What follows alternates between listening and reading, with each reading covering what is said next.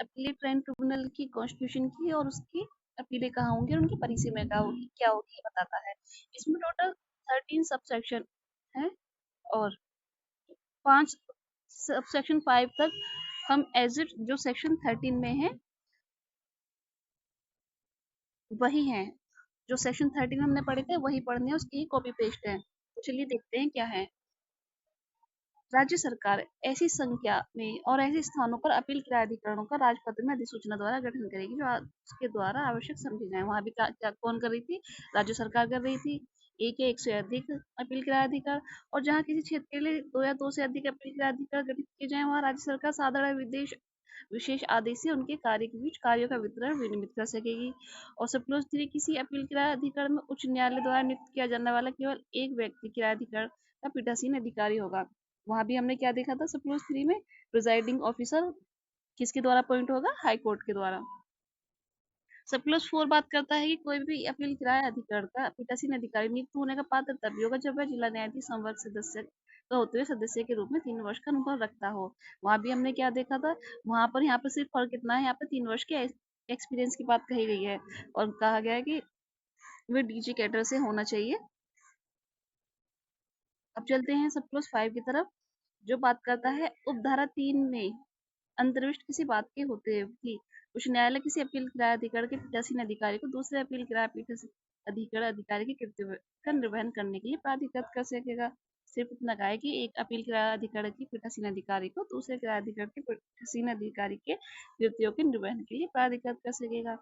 सब क्लोज 6 बात करता है किराया अधिकरण द्वारा पारित प्रत्येक अंतिम आदेश की अपील ऐसे अपील किराया अधिकरण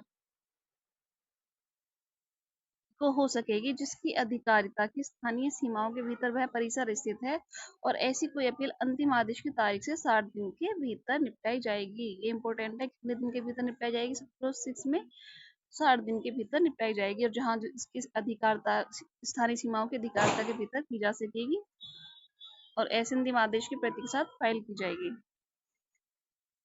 सब क्लोज 7 जो बात करता है एक्स पार्टी डिग्री को सेटिस्फाइड कराने के बारे में।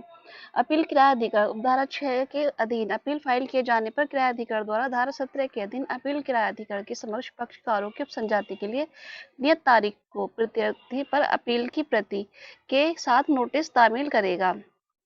यदि प्रत्यर्थी इस प्रकार नियत तारीख को अपील किरायाधिकार के समक्ष उपसंजात होने में विफल रहता है तो उसके एक विरुद्ध एक पक्षीय कार्रवाई की जा सकेगी। यदि धारा 17 के अधीन अंतिम आदेश किसी पक्षकार के विरुद्ध एक पक्षीय कार्रवाई में पारित किया गया था तो 17 में क्या देखा था हमने, जहां एक्स पार्टी डिग्री हो रही थी, तो अपील किरायाधिकरण 30 दिन के पश्चात की तारीख नियत करते हुए प्रत्यर्थी से अपने समक्ष इस प्रकार नियत तारीख को उपसंजात होने की अपेक्षा करते हुए अपील की प्रति के साथ नोटिस की तामील अपील अधिकरण यह सिविल न्यायालय के आदेशिका तामीलकर्ता द्वारा साथ ही रसीदी रजिस्टर्ड डाक द्वारा की जाएगी और इनमें से किसी भी रीति से नोटिस के सम्यक रूप से की गई तामील पर्याप्त तामील मानी जाएगी। तथापि जहां अपील किरायाधिकार मामले के तथ्यों को देखते हुए न्यायहित में अन्यथा ऐसा करना आवश्यक समझे वहां वह ऊपर उपदर्शित रीति से प्रत्यर्थी अपील का नोटिस जारी कर सकेगा।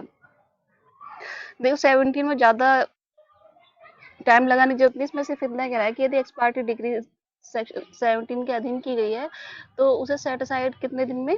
30 डेज में कराया जा सकता है। 17 में भी ये बात कही गई है और यहाँ भी यही बात कही गई है। सब क्लोज 8 बात करता है तत्पश्चात अपील किरायाधिकार सुनवाई की तारीख नियत करेगा। जब वे उपदर्शित होते हैं तो प्रेजेंट होते हैं तो अपील के लिए सुनवाई की तारीख नियत करेगा, और जो प्रत्यर्थी अपील पर अपील की नोटिस की तामील की तारीख से 45 दिन के पश्चात की नहीं होगी। जो हेयरिंग की डेट है 45 डेज के बाद की नहीं होगी, और अपील का निपटारा प्रत्यर्थी पर अपील की नोटिस की तामील की तारीख से 180 दिन की काल अवधि के भीतर पूरा किया जाएगा। हेयरिंग डेट 45 है और निपटारा 180 डेज में किया जाएगा। ये कह रहा है सब क्लोज 8।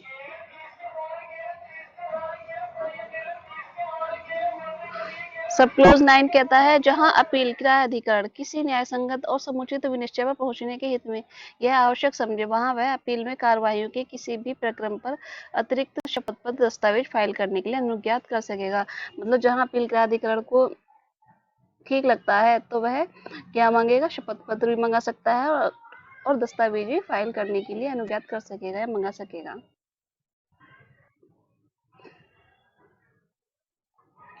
सब क्लोज 10 मोस्ट इम्पोर्टेंट है। इसमें क्या कहा गया है, इंटरलोक्यूटरी ऑर्डर के बारे में इसमें कहा गया है। ठीक है। अपील किरायाधिकार स्वयं सेवक से अपील के लंबन के दौरान ऐसे अंतर्वर्ती आदेश पारित कर सकेगा जो वह उचित समझे। यदि अपील किरायाधिकरण को न्याय संगत लगता है तो वह इंटरलोक्यूटरी ऑर्डर पारित कर सकेगा, ये कह रहा है सब क्लोज 10। किराए को संरक्षित। सब क्लोज 11 जो बात करता है कि अपील न्यायालय विनिश्चय करते समय अपील का विनिश्चय करते समय क्या क्या कर सकता है। नंबर 1, किसी किरायाधिकार द्वारा पारित आदेश को उसकी पुष्टि कर सकता है, उसे परिवर्तित कर सकता है, अपास्त कर सकता है, उसे उलट सकता है, रूपांतरित कर सकता है।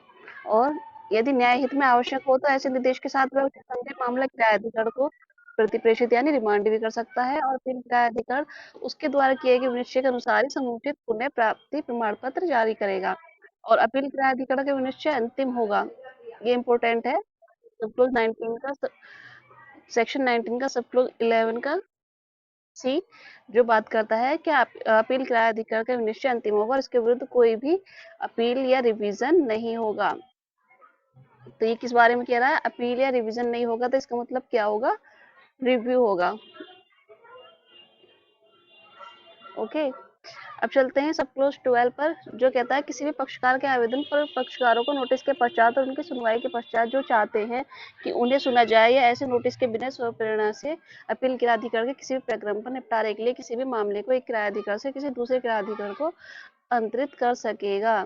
मतलब या तो किसी पक्षकार के आवेदन पर और पक्षकार को नोटिस देने के पश्चात और सुनवाई के पश्चात जो वह चाहते हैं उन्हें सुना जाए या उनकी नोटिस के बिना स्वप्रेरणा से भी अपील किरायाधिकार किसी मामले को एक अपील किरायाधिकार से दूसरे अपील किरायाधिकार किसी किरायाधिकरण को अंतरित कर सकेगा।